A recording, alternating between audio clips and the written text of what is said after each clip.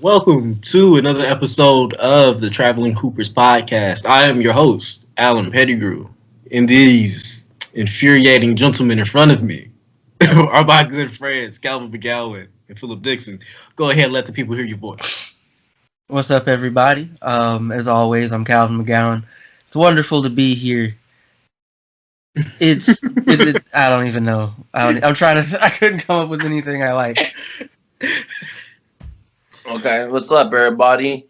My name is Philip Dixon, aka Mandarin Oranges, and it's not my best work. And what's going on? All right, man. All right, let's go ahead and get into the topics at hand because there has been a dead period in the NBA. We're going to have a lot of fun with some WNBA talk starting off. Calvin, our resident WNBA fan and reporter, let's go ahead and get into the news, starting with Baylor's new head coach, Nicki Collen, and when she quit her job. All right. So, in case y'all are unaware, Baylor's women now have a new head coach because, Kim Mulkey took the LSU job and supposedly burned a lot of bridges on the way out. But regardless of that, that new coach is Nicki Collen, who prior to taking the Baylor job was the head coach for the Atlanta Dream in the WNBA, and was in the middle of training camp and I think early preseason. She just and went and took the job, which makes sense. It's a higher paying job, but it's also just kind of strange. It's just okay. It felt out of left field. I don't know. I don't know, bro. I hear about people quitting their jobs in the middle of the workday all the time. You know? Oh no, I'm just talking about the job offer. Oh, yeah. I mean, you got the numbers to back it up, right? With her last couple seasons. It's just also the Dream haven't been good. Well, she's had 3 seasons as head coach, right? 2 of them were bad, right? It's just kind of flat out. One of them was good. It was her first season. And it may or may not be indicative of whether or not she's a good head coach, because pro head coaching jobs are more dependent on the talent that you have. In terms of whether or not you're going to be successful. But I'm not really sure. I don't know. If I'm them, I'm not confident in this decision. But it's a decision they've made, and they probably already they've already backed up the truck for it. So, Wait, the same coach at LSU that said took her mask off abruptly before her press conference. Kim Mulkey, yes. Okay, I was wondering because I don't know much about this topic, but I did see that because it was a little much. So she's been prior to becoming the new head coach for LSU's women's team, she was the coach for Baylor's women's team for a while. Until again this just year. Now, yeah, for she was there a while, and apparently if she's not, how do I put this? She's not a coach who if I'm trying to Calvin, don't put your I'm not afraid to this. Go ahead. I'm not trying to say this. It's just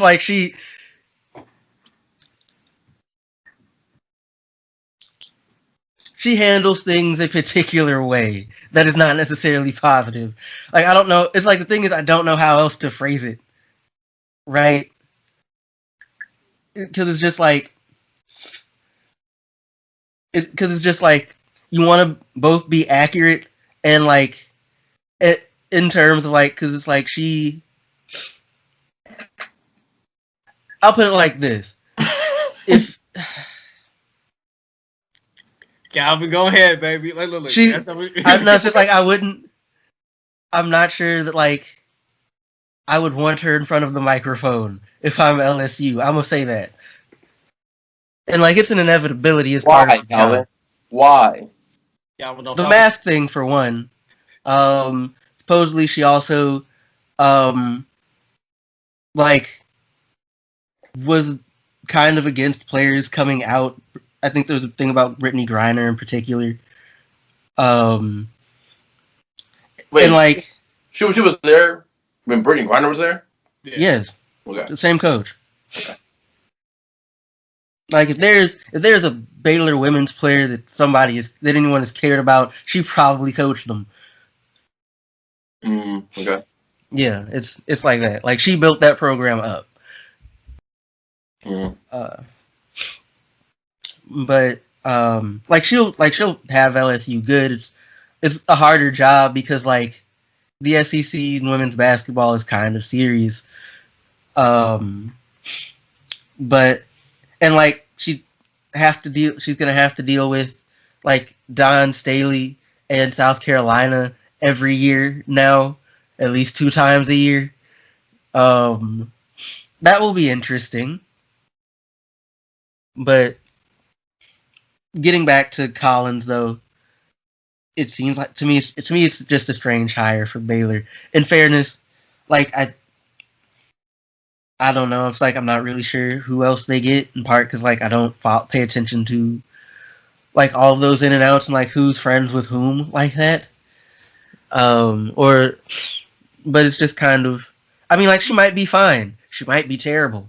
It'll be interesting to see either way. It is what it is.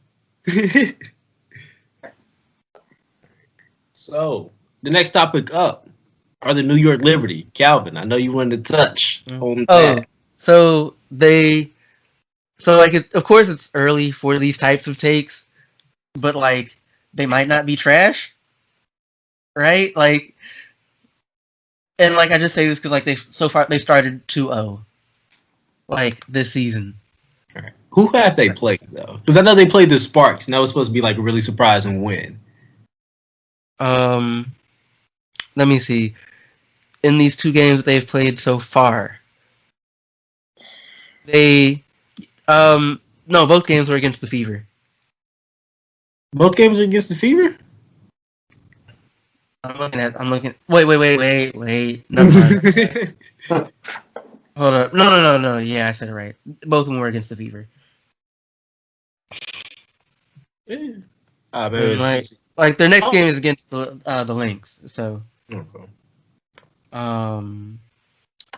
But you know, it looks like they might be decent, and like Asia Durr is unfortunately still out dealing with like issues related to having gotten COVID last year, and you know, hope for she can get back out there and you know play the game this game that we all love so much.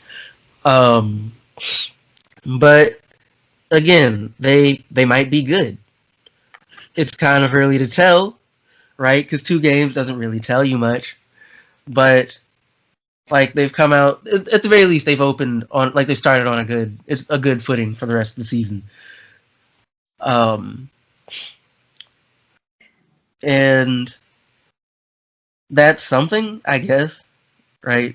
And you just see how Eskew plays. Like she's averaging 18, 5, and 7. Oh, okay. To start the season, yeah.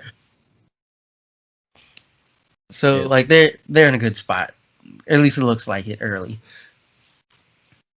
But as I mentioned, they play the Lynx, and the Timberwolves are in the process of getting some new ownership. They've more or less figured out. It looks like they more or less figured out a deal, right, for the sale.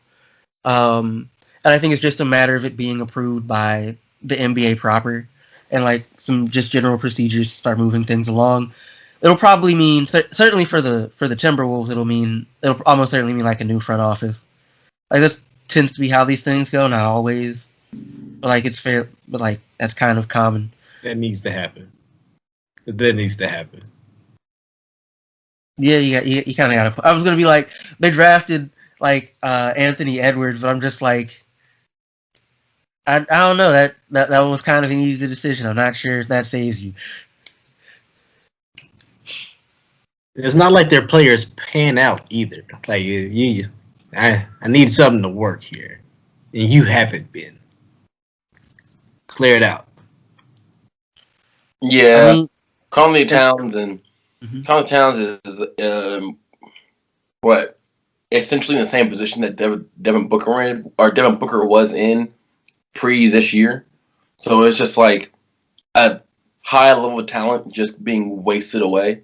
But fortunately for Devin Booker, he got a Chris Paul, and for the Timberwolves, they assumed that D'Angelo Russell would fill some type of betterment role, which is true that he did, but not to the level that they were hoping, assumingly. And all of a sudden, Anthony Edwards is going to be good in a couple of years, but in the next couple of years, when Anthony Edwards is good, hopefully Karl Anthony Towns doesn't just dip out before that time. You know what I mean? So it's I don't know. The Timberwolves in a weird situation. I'm not even sure. Like the management is a long-term change. Like it's gonna be better for them in the long term. In the short term, nothing can be done. The short term, they are screwed. But 5 years moving forward, after this year, that's when they should be getting when Anthony Edwards hits his prime, that kind of stuff. That they can hope to keep him around and add around him, because Karl Anthony Towns is a lost cause. He's gone. like when his contract is up, he's gone. Right? D'Angelo Russell, he's a. Can he be classified as a journeyman? Like at this moment, he is on the verge of becoming what would be known as the Chauncey Billups role, right? The journeyman. Those are high level journeymen, though.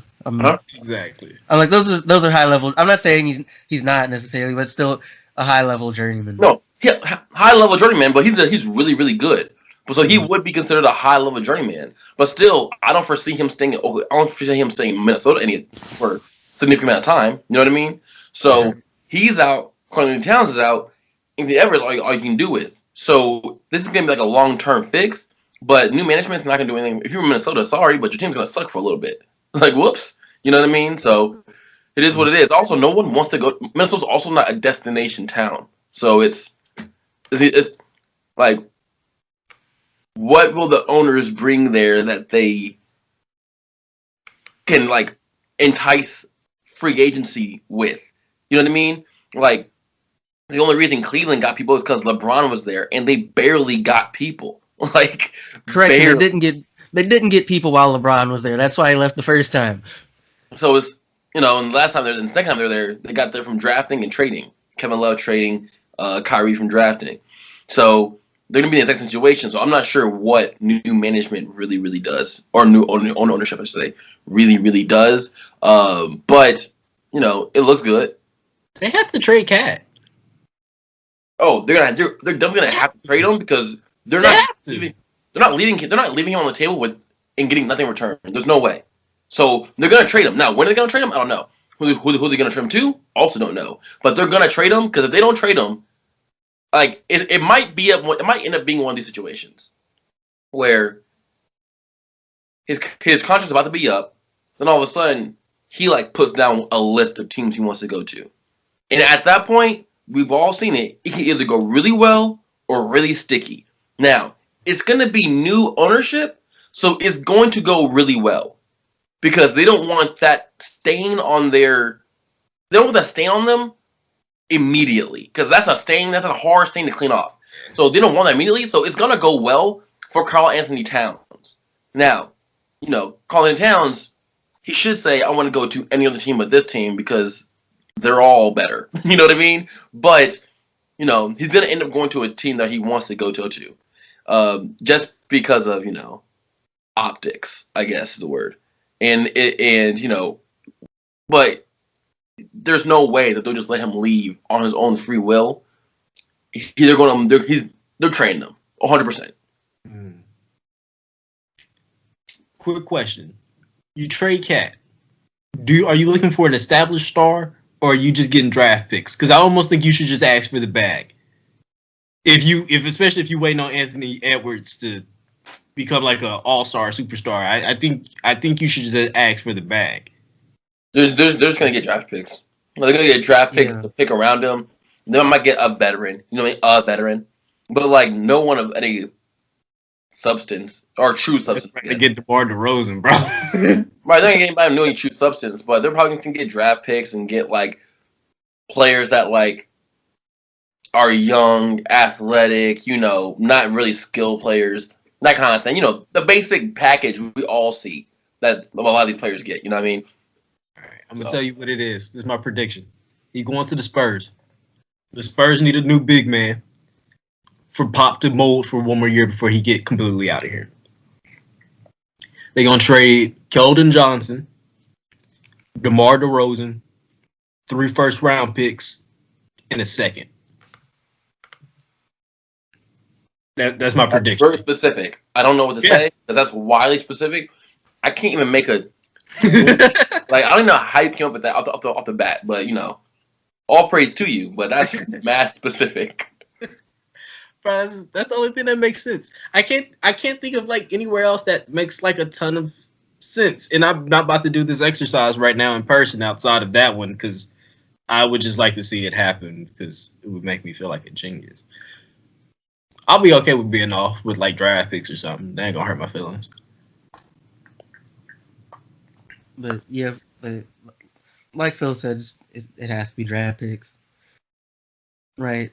Because if you're waiting for Edwards, you like getting a bunch of veterans isn't gonna help you. Getting a dude who can like help set like a proper locker room atmosphere.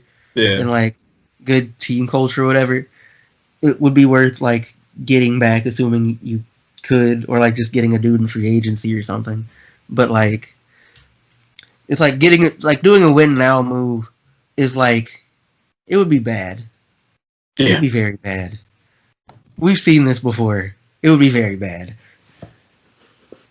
Hey, I'm just glad I'm not a fan of either of these teams, so I don't have to really worry about that. But since we are talking about the Timberwolves, let's talk about the brightest spot they've ever had in their history. Kevin Garnett, who's a Hall of Famer, that we can also transition to talking about his teammate, who is a 2021 Hall of Fame inductee with Paul Pierce. Mm-hmm. Paul Pierce, the most, I will say, Paul Pierce is currently the most underappreciated superstar that's like alive right now. Wow, you really sound like somebody who has a degree from Kansas. No, I mean, you know, maybe. A homer. I will say this. No, it's true though, right? Because there is no way Draymond. No, there's no way that. You remember when Draymond said like, you just Paul Pierce. You shouldn't get no whatever. He said They don't love you like that. There is no way he should ever be able to say that, and people go, "You right."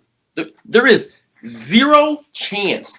There's no way that especially that man should be able to say that, and people like, "You right about that." Now here's the biggest issue. Most people, for some reason, have like forgot all he did during the 2000s, like pre-2008, right? The team was bad, but he was cooking, right? Most people forgot about that, but most people, you know, they got the championship, and most people remember the wheelchair, and more people remember the wheelchair than they remember the stats. Most people now, especially nowadays, are focused on his basketball analysis, right? Trash basketball analysis, the basketball analysis, all the same, right? The things he said on ESPN the last couple of years. A lot of people are focusing on the Brooklyn deal to now. I feel like he's done so many ridiculous and said so many ridiculous things. Not done. Oh, I guess you could say done now.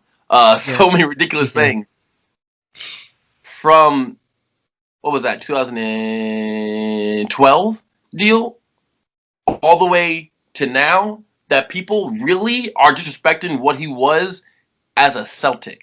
This man is an all-time great Celtic. He's not an all-time great Timberwolf. He's not an all-time great Sun. He's an all-time great Celtic. And people and somehow, because I saw, what is it? Somebody said this past week that Tim Duncan's the most underrated superstar of all time. And I get that. He definitely is. But Paul Pierce is the most disrespected superstar of all time. For whatever reason, and I'm not quite sure how it got to this level. Because we've seen a lot of basketball players do a lot of antics, right? And do a lot of this, do a lot of that. But it might be his antics mixed with like the inherent Boston hatred that the rest of the sports world has. All that mixed together, it might be all of that. But Paul Pierce by far is the most disrespected superstar ever in basketball. Specifically. As soon as you finished. No. Oh, no. It hurt. That's got nothing to do with you. I'll explain later. But Look, I appreciate the soliloquy. The other Hall of Fame 21 guys are as follow: Ben Wallace. We got Chris Webber. yeah, Did I see Bosch on there? Am I tripping? yeah, Bosch yeah. is- Bosch is are there. looking at it. Rick Adelman, Chris Bosch, Yolanda Griffith, Lauren Jackson, Paul Pierce, Bill Russell is a coach, Ben Wallace, Chris Webber, Jay Wright. I think hands down my favorite player out of this entire class has to be Ben Wallace. Like, I don't know if y'all know this. The first championship I ever watched.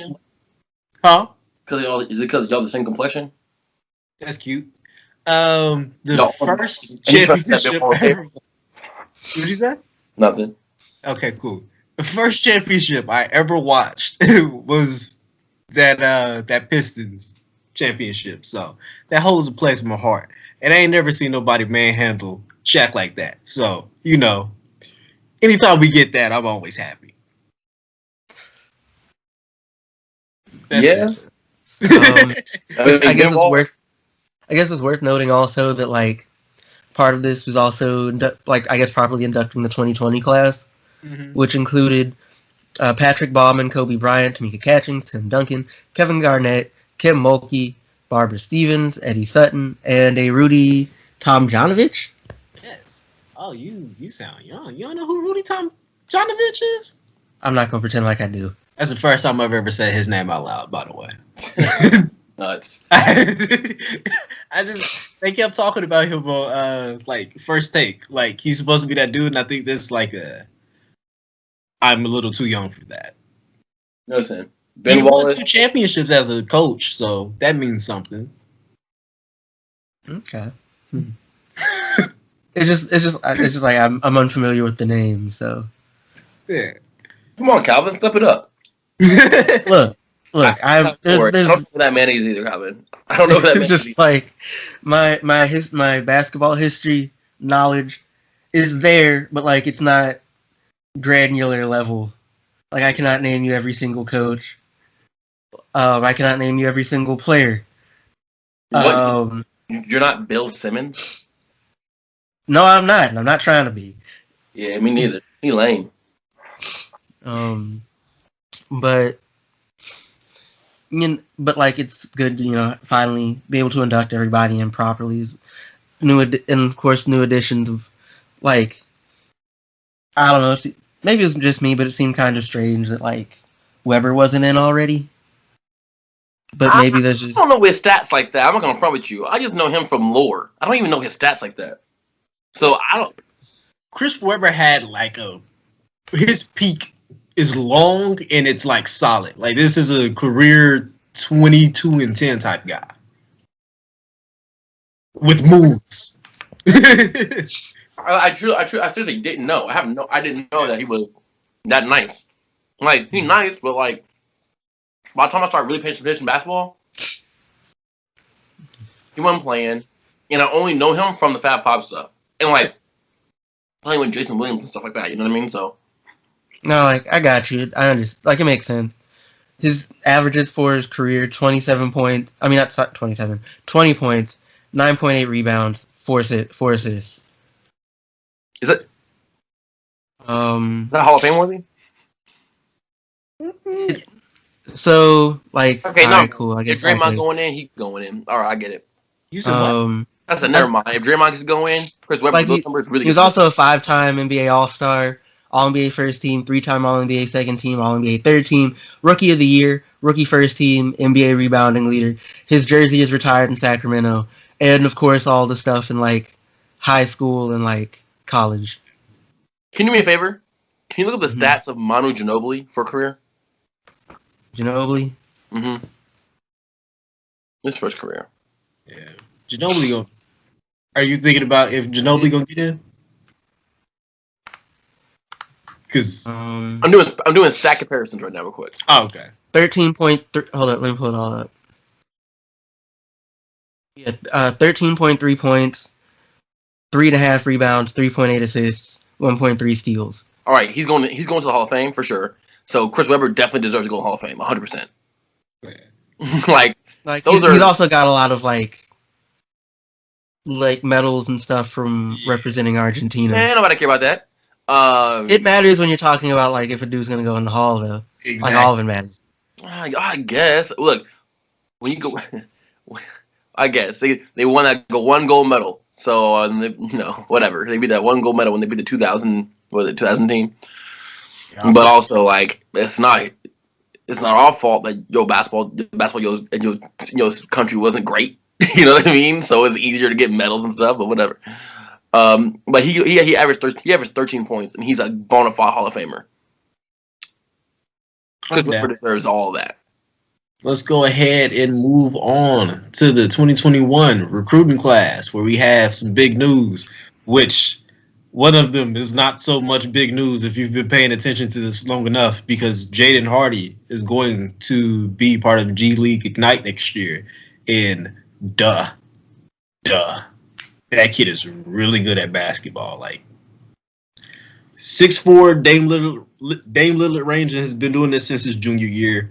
I am excited to see how he handles the pro game. This is going to be interesting because there's also not going to be a lot of high level guys like that on this G League Ignite roster. So it's going to be fun. Like you said, it's not that much of a surprise. It's like I'm excited to watch, but like I'm probably not about to watch the G League. But like you said, is an amazing scorer, strong, plays solid defense. And like unless he just embarrasses himself, he's gonna be a lottery pick. Yeah. But like he's gonna have to really embarrass himself for that though. Calvin, I'm going to try to change your views on the G League. If you're a college basketball fan, whoever was a dog at the college basketball level or was like your favorite player, he's in the G League now. So if you wanted to go watch dudes like Miles Powell or whatever, like dudes who were high level college players, but like it was just like something little that messes with their scouting report, like being too small for the position.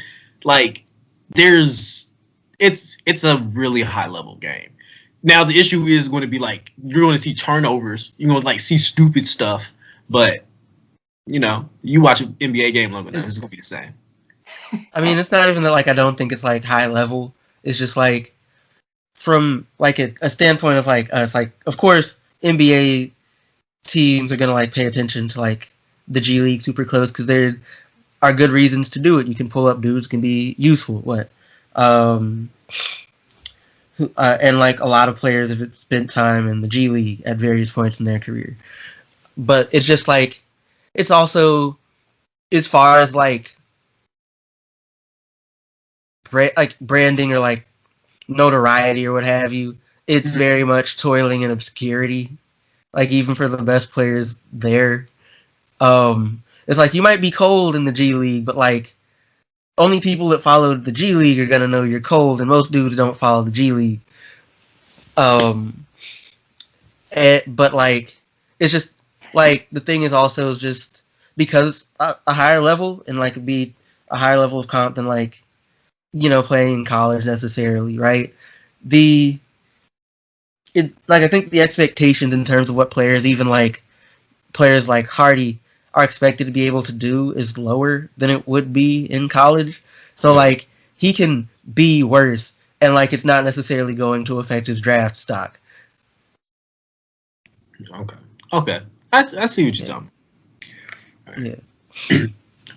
But just for like a thought experiment, because I did this with Jalen Green this year.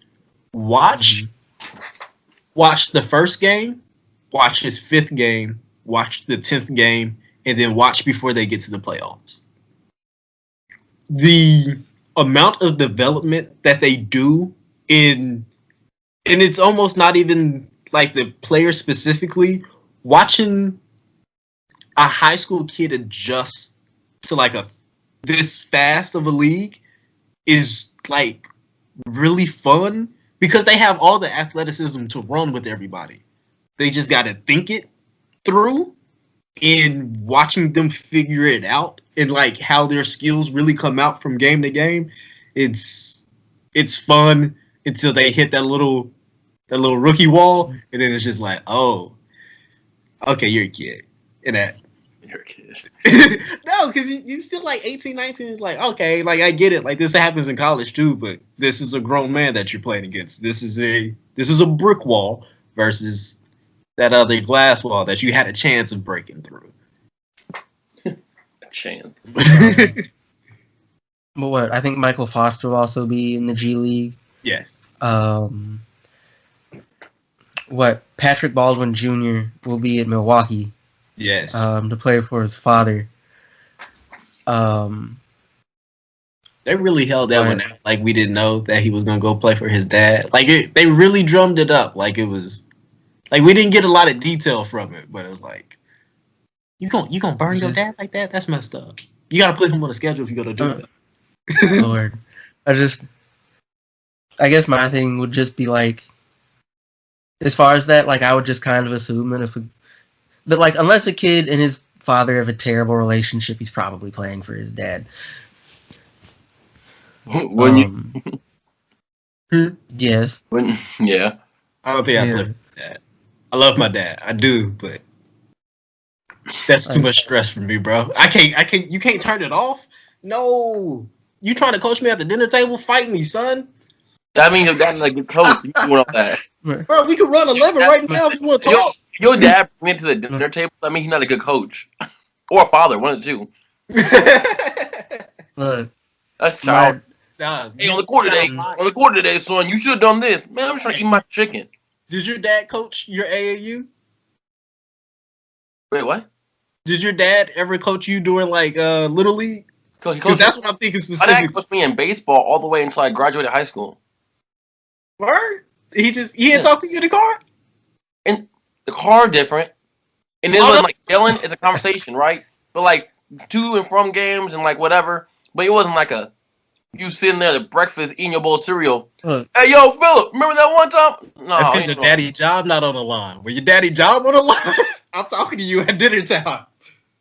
And like mine's just intense, right? So like he doesn't know how, like when it's on, he doesn't know how to shut it off. So like you'll start in the car and like you'll make it and be like 30 minutes in back at the house, still talking about the game.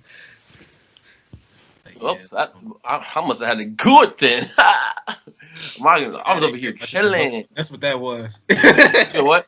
Your dad didn't care about your development. That's what that was. No, I developed. I played college baseball. I developed well enough.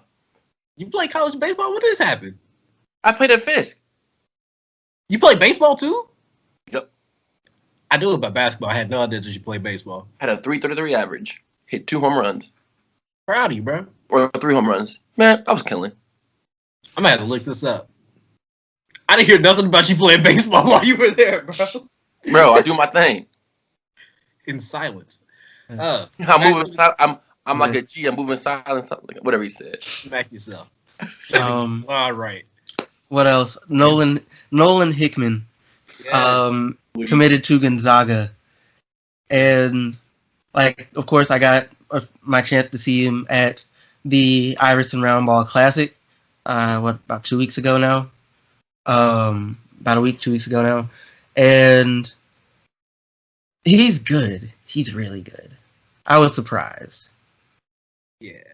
Yeah, we did a feature on him for Prospects Corner. Like, dude's gonna go, bro. Like, I really wonder what that backcourt of him and Ryan Nembhard are gonna look like, because both of them can play defense. Nembhard's about like 6'2". I mean 6'5". Hope Hickman 6'2". Both of them are really solid passers. This is gonna be fun. Yeah, and they're also gonna have Chet Holmgren with them. I feel like there are other players. Chet is about to have such a good season. Yeah, Chet Holmgren, Drew Timmy's expected to come back. Yeah. Gonzaga will be very, very good once again. Yeah, still win a championship. Yeah. They probably maybe this year they learned their lessons. Like maybe this year they learned their lesson. Yeah, you're right. But all the players are gonna be leaving, so it's fine. So all the players who they learned a lesson, they'll come back next year. The players ain't coming back next year, so it's gonna be the exact same thing over again. But the soft kid is getting bully balled by a bunch of people. Yeah. Lord. Everybody can't play like Baylor played last season though. Like that. But I feel like people talk about Baylor like they talked about European players in the '90s. It's soft. I feel like whoever said that about them though, I'm not for real though. What? You said for Baylor? No, for Gonzaga. Okay. Yeah, Gonzaga. People talk about Gonzaga like they talk about when Jordan and Pippen over there and locked up Kukoc. You know what I mean? And they still get blown out by 30. Look, all I have to say, in both games, the boys got their ass beat. Kukoc got beat up by Jordan and Pippen, and them Zag boys got beat up by Baylor. Yeah, it physically wasn't fair. It's okay. I love Skill-wise, you was there though, and it'll be there again this year. I think this year is gonna be another Elite Eight out. What'd you just say? Another Elite Eight out? Yes. Okay. Yeah, they'll make it deep, but they're not winning the chip this year. Sorry, this is just my prediction. We're gonna see. I mean, only one team can win it, so yeah, they're not gonna be there. What a profound statement. Let's see what else as far as. I guess is there anything else? Calvin, that is the end of our. Oh yeah, we didn't talk about the play-ins. We didn't talk about the play-ins at all. Ooh, we made a whole episode about the play-ins. Why are we still talking about the play-ins? Mostly because I guess they're mostly said the Lakers will be in the play-ins. And hey, LeBron hates it. Bro, I predicted this already. I feel like Nostradamus. I don't like talking about the past. Y'all want to know who gonna win the NBA championship? I can tell you. Who? I don't know. I really don't. What's wrong with you, man? First of all, who gonna win the playing game? Who's gonna win the playing game? Well, the Lakers gonna win against Golden State, and Golden State is going to put it. I think the Lakers play. Wouldn't the Lakers play the Spurs first, or am I? Wait. Never mind. Wait, LeBron. I don't know what I'm talking about. When is the playing game? Why is this so confusing? Because somebody made it up. When's the playing game? I think Thursday. LeBron. The games. Hope he's healthy. He hit that ground again yesterday. Didn't return from the ankle. Hey, that's because he warming up for this game, bro. That's what that is. He went in that cryo chamber. Oh, is that what he's doing? My bad. Mm-hmm. He about to go full Vegeta. Let's go. Go ahead and get your energy back. Like LeBron fan for sure. Hey. That ain't hurt my feelings. But I guess the Grizz have the Spurs. Ooh. I guess I assume the Grizz win that one. I don't know. Unless DeMar DeRozan goes off. That's possible. It's just I don't really know what to say with these games, but the Grizz are basically healthy again. Well, I say again, it's not Like they've been healthy for all of like 2 weeks I don't say. all season. Huh? I don't say. Let the best team win. That's it. Grizzlies, it is. Okay. Okay. You said I mean, they got the record, but and then they play the loser of the Lakers and Warriors. If by some chance it's the Lakers, they're definitely going home. But like, well, unless like AD and LeBron get hurt or something. But like, What if they do send LeBron to lose to the Warriors? Just so they can beat the other team, the easiest of the two teams. I that don't know. Whoever, seems like a risky play. whoever loses, I'm already saying it's rigged. I got a tweet in my drafts already. Bro, and I guess we should talk about the East play-in teams too. I guess that's what we're doing. Should we? It guess looks like We- Celtics, Wizards, Pacers, Hornets. I think that I'm excited to finally see Melo Ball. I have not watched a single Melo Ball game this year. Really? Because I have not watched a single. Bro, I didn't really watch NBA this year. Yeah, Oh. like I've been super deep on like the high school stuff. I've watched more games of Nolan Hickman than any NBA player. Really? Yeah, it makes me sad.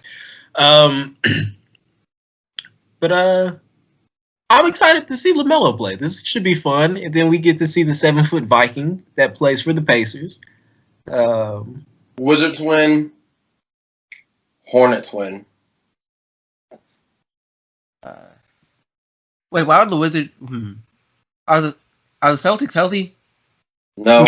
No. Jalen Okay, Brown. then Yeah, we got it. yeah, Wizards probably get that. So Jason Tatum basically has to be Hercules for them to win this game, right? Mm-hmm. And then, have you guys watched Wizards a lot this year?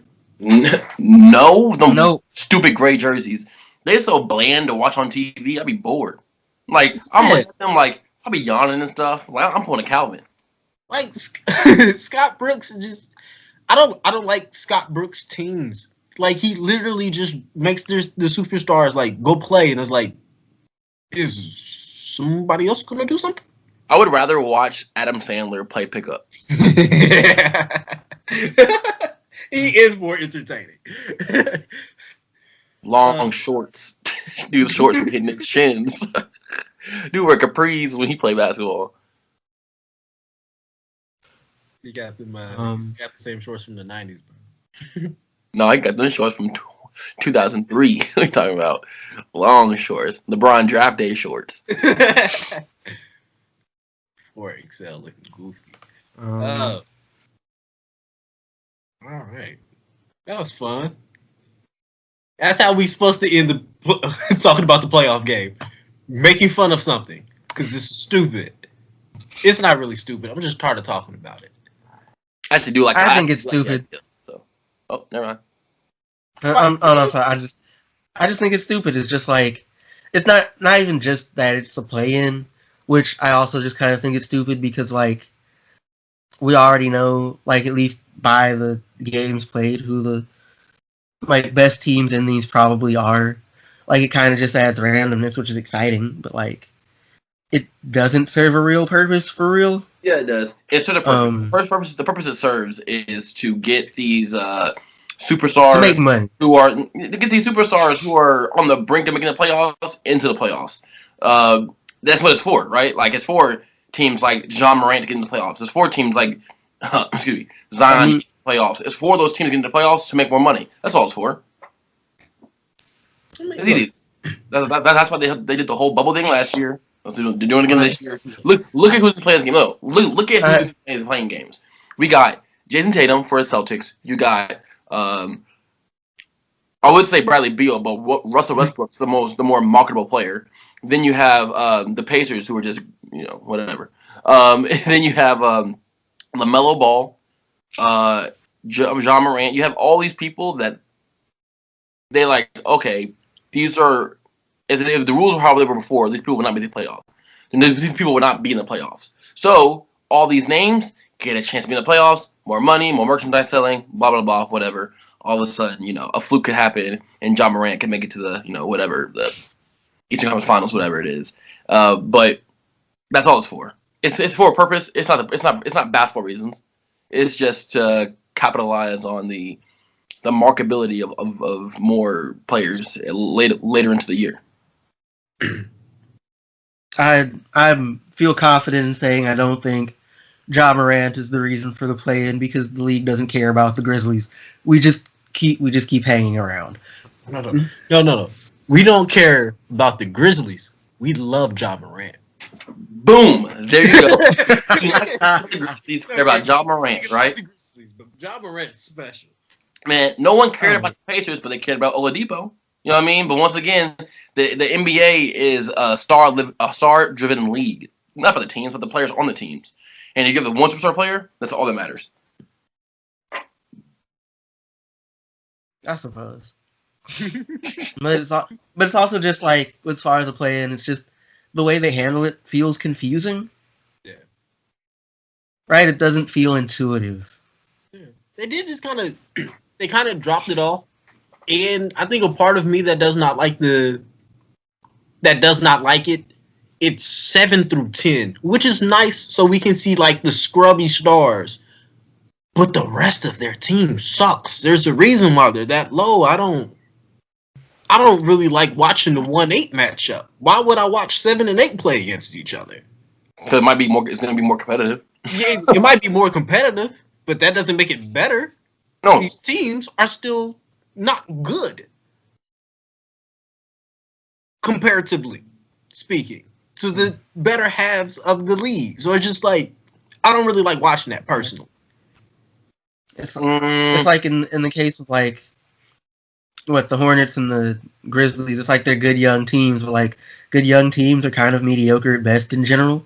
Well, and like it's not the but also you don't like it, but like people in Charlotte like it, people in Memphis like it, people in Indiana like it. You know what I mean? So like if you get a chance for Indiana to watch more games later into the season, when more than likely a lot of their market just drops off when the Pacers lose, then you're gonna do it as like business. But does this have anything to do with actual basketball? Absolutely not. Like they don't care about the best matchups. They care about making more money. And the longer teams play, the more money they're gonna make. Nothing funnier than it really being just 2 games max. Y'all remember when it was like it's supposed to be a tournament for like the number one, like the lottery pick? When that was an idea? I almost like that idea more than like forcing them to try to win instead of losing more than like the play-in game. Like me personally, but I do like seeing people fight for their food a little bit. So that would make me very happy. Yesterday, the Brooklyn Nets had a play that was crazy. So, you see that play? It was okay. Man, that was NBA Street. What are you talking about? It was cool, bro. All right, haters don't hate. This man sounds like a Knicks fan. I just want to go on the record, even though I'm pretty sure it is on the record, I'm kind of a Nets hater this year, and I understand this and accept this fully. So, like, I want them to fail. I just do. Oh, what's wrong with you? Oh no! They're fun. Don't get me wrong. It's just, well, like here's the thing. I feel like KD needs a ring with the Nets or something to like it. It'll look better as far as like thinking about his legacy than like the rings he got with the Warriors. To me, I don't know because without the Warriors, without KD, the Warriors don't win a championship. Without KD on this Nets team, you still have Kyrie and James Harden. I'm not quite sure what the deal is. But who else do you got? Hey, that team not winning nothing. You know that. You know that. Listen, I saw. No, stop. You know that. Stop. Listen. James Harden won with much less than he would have with that team. with much less, and he won significantly in the West, playing on no defense, just offense, and he won significantly in the West. For this man in the East with more But he didn't firepower. win a chip, and that's what we're talking about. Oh, my bad. He ran up into arguably one of the best teams the NBA has ever produced. Like, But you still gotta play somebody from the West, which is one of the best teams the NBA has produced. but what I'm saying is, at this moment, this year,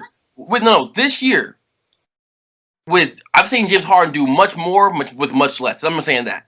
So take away KD, and you still have the same team without KD. Listen. I don't live and die. Oh, that sounds excessive. I don't live and die. That's hyperbole for sure, right? But I'm gonna go hyperbole. I don't live and die with Kyrie leading a team. I don't. Right? I like Kyrie leading a team. We've all seen the results. I'd much rather have Dame Lillard, 100%. James Harden, give him this team, and with Kyrie essentially being the 2. I'm good. I'm good. I'm good with that. I'm not gonna lie to you.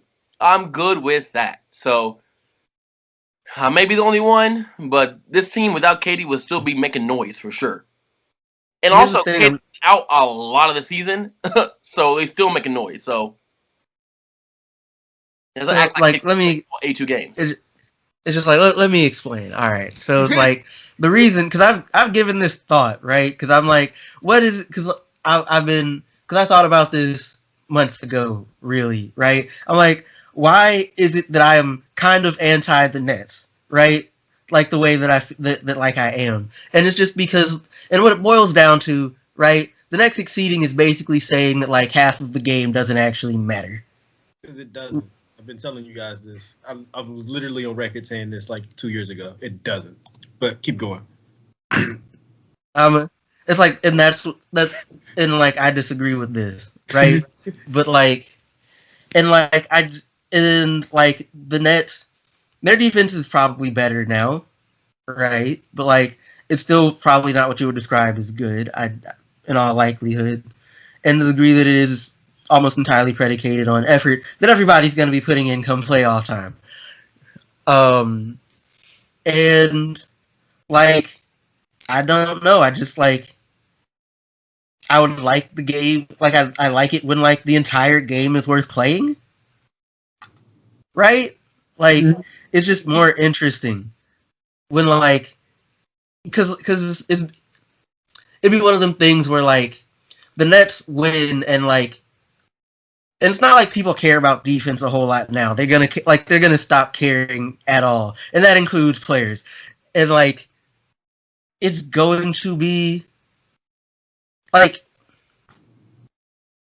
maybe it's just a me thing, but I feel like dudes putting up crazy numbers like constantly without any kind of resistance isn't that much fun to watch. Like, that's an all-star game, and like all-star games, while they have entertainment value, aren't generally as fun as like playoff games. Yeah. Right.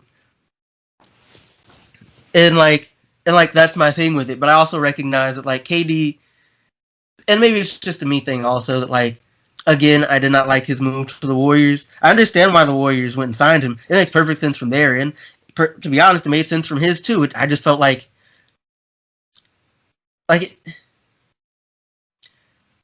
he was kind of just being a bitch. Like, I don't know how. Like, it's just like, sir, you took them to 7 games. It's not, and like, it's not even like you went to a team that is the greatest regular season team of all time, right? Like, it's hard for me to take your rings with them seriously. I'm like, it's not they don't matter at all, right? But it's just like, they didn't need you to be great. They were great before you showed up. All right, listen. You're gonna have no arguments from me. You're not gonna have any arguments from me on KD slander or how whack that move was. Yeah. Like, none whatsoever. And I've been on the podcast many a time saying it. Right? Loved KD for that, hated KD after that. But in this particular circumstance, I'm less focused on KD getting a ring, but more focused on James Harden getting a ring. I James Harden puts up stupid numbers. James Harden's changed basketball in his own way outside of, Curry State changed basketball. I would say James Harden in the last 10 years of basketball, James Harden's changed basketball just a little under what Stephen Curry has. Like, it's James Harden, Stephen Curry in terms of impact on the modern way of playing basketball. Like it is what it is, right? But he's really hated for it. Just like Steph Curry is not as hated. I hate Steph Curry for it, but the average fan doesn't hate Steph Curry for it. But the average fan hates James Harden. The strip club going, bachelor living, trash, just doing his thing. You know what I mean? In Houston, Texas. Steph Curry, easy to market. Family man, have Riley the daughter. I shouldn't know that man's daughter's name, but I do. I should not know that man's kid's name, but for some reason I do. He's a very marketable person. So people market him. They market him a certain way. People love him.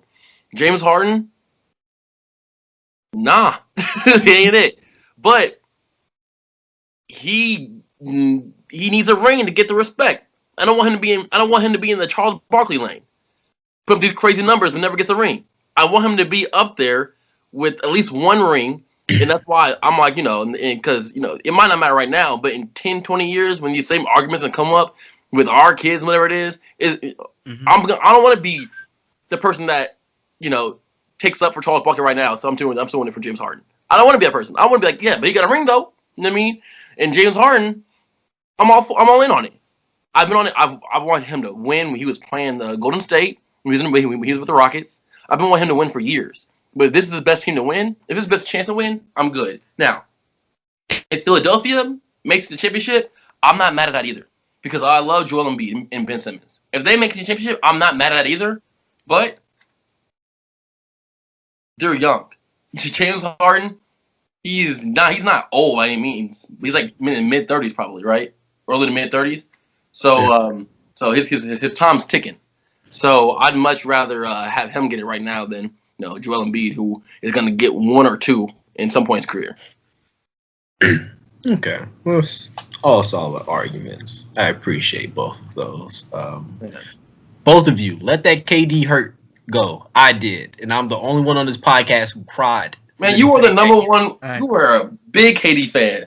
I am. I'm still on his team, and That's it. I ain't let nothing go. Best chances. Nothing go.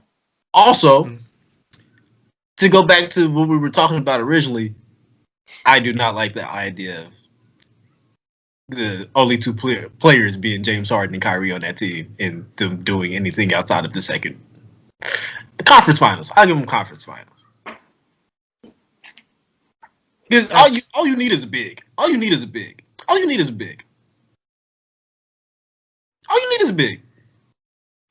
Let's not act like Blake Griffin ain't stepping his game up because he actually wants to play. All you need is a big. All you need is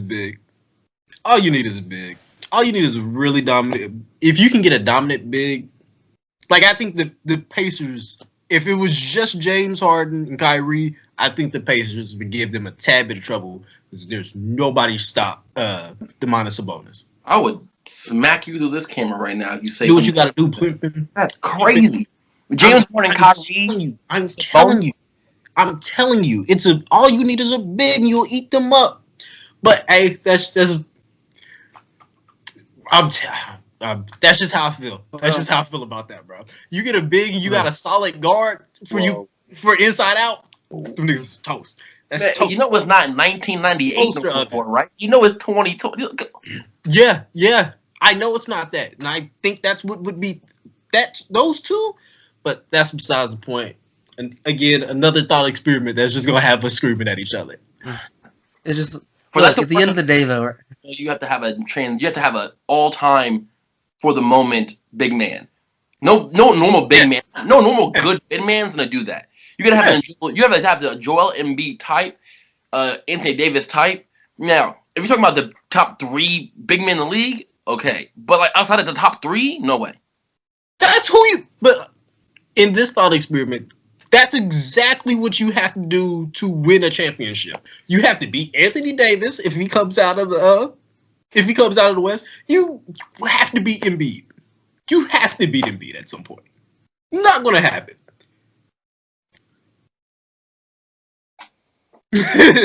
Like, go ahead and put Ben Simmons on Harden. Don't even do that. No.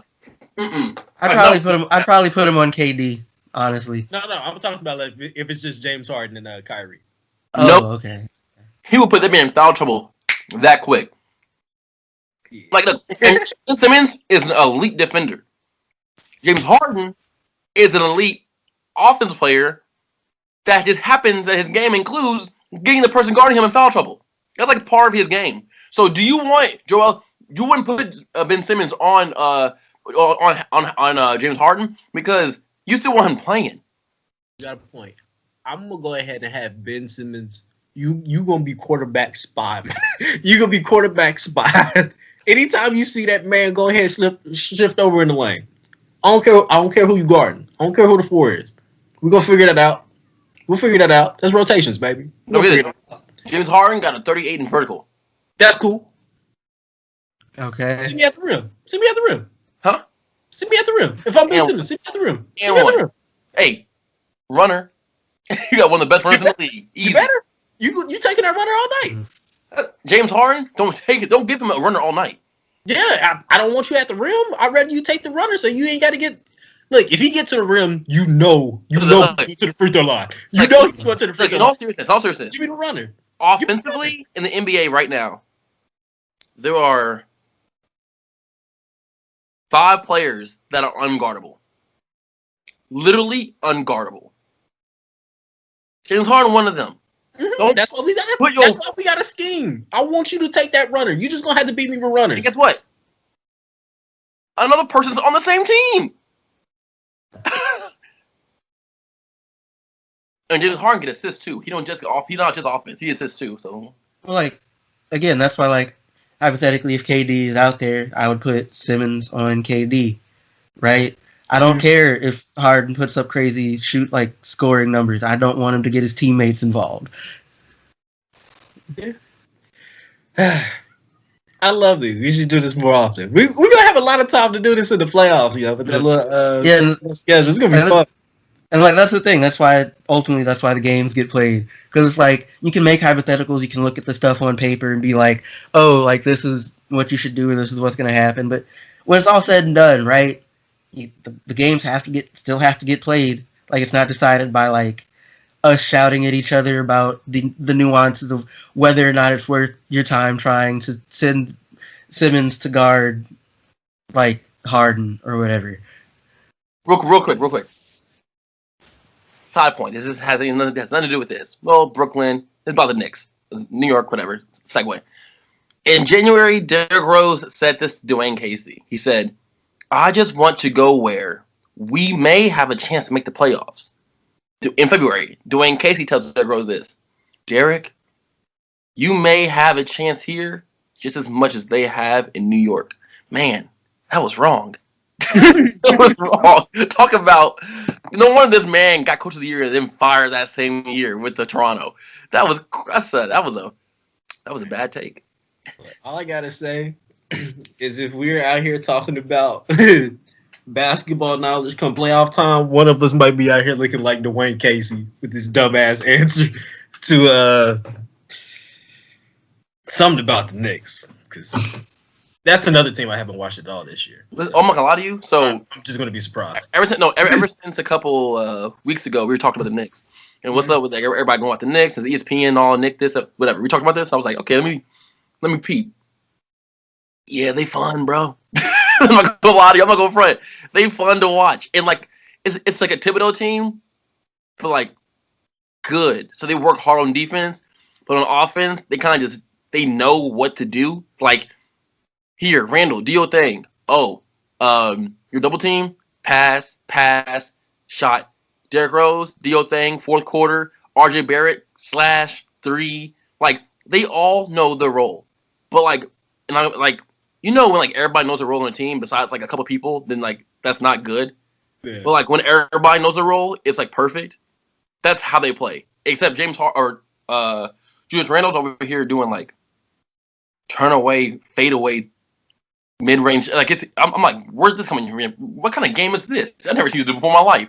But he really doing it and consistently. And so I'm just like, yeah, this team kind of fun to watch, dog. And also got Derrick Rose on it, so I'm biased. Good one, good one. I think it's about time to go ahead and wrap this up. Calvin over here sleeping. But again, thank you guys for tuning in to another episode of the Traveling Hoopers podcast. I have been your host, Alan Pettigrew, and in front of me, these two fools can go ahead and sign themselves out. Once again, of course, I'm Calvin McGowan. Pleasure to be here as always. If you are joining us for the first time, thank you for giving us a listen or a watch. If you're on YouTube, you can listen to us wherever you listen to your podcast. If you're on YouTube, like, share, and subscribe. Leave something in the comments. Yeah. Enjoy the rest of your week and the play-ins, which still don't make sense. But yeah, enjoy all that. Yep, I'm Philip Dixon, a.k.a. Mr. Mandarin Fresh. And, thanks for listening, and to listen to us on all your streaming platforms. Mandarin Fresh is much better. Thank you.